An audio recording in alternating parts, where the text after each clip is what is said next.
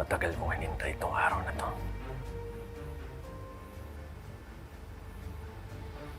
Hindi ko maintindihan. Bakit? Di mo na siguro ako naalala, no? Pero ako, tandang-tanda kita. Ako si Attorney Renante Feliciano Alon. Ako lang naman ang anak ng pinatay mo na si Attorney Erlinda Feliciano. Ikaw yung kaisa-isang anak ni Atty. Feliciano? Mismo. Finally, you remember.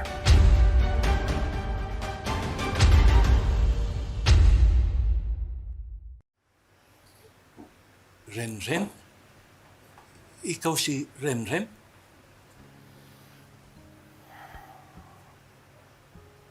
Di mo na ito maalala.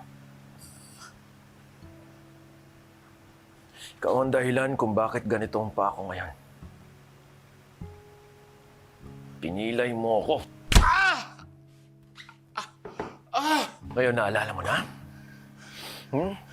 Naaalala mo na lahat ng kademonyohan na ginawa mo sa akin at sa mama ko. Wala akong ginawa sa inyo. Wala akong kasalanan. Alam mo, Kanor, huwag kang magsinungaling sa akin. Nakakainsulto. Hindi ako nagsisinungaling. Napatunayan na yan ng korte. Parang awa mo na, pakawal mo na ako rito. Pupunta na ako ng Amerika. Hinihintay ako ng mga anak ko doon. Parang awa mo na. Di rin. Papatikim ko pa sa'yo yung tunay na hustisya. Hindi ako pumatay kay Atty. Feliciano. Wala akong sala. Napatunayang wala kang sala dahil sa buwisit mong abogado na yon. Pero ako, Kanor, ako hindi mo ako madadaya.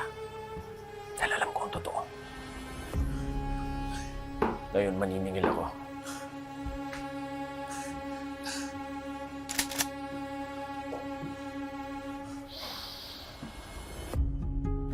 Malapit na kayo magsama sa impyerno ng demonyo, mga abogado. Malapit na. Wala akong kasalanan. Wala akong ginawa sa'yo o kaya sa nanay mo. Maniwala ka. Alam mo, Mang Kanor, tama na yan yung mga kasinungalingan mo. Sakit sa tenga. Hindi ako nag-abogado para lang makinig sa mga kalokohan mo.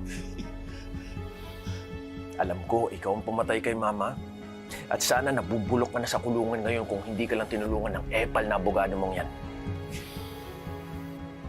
Biruin mo. Iniligtas ba naman ang isang kagaya mong kriminal ni Meredith?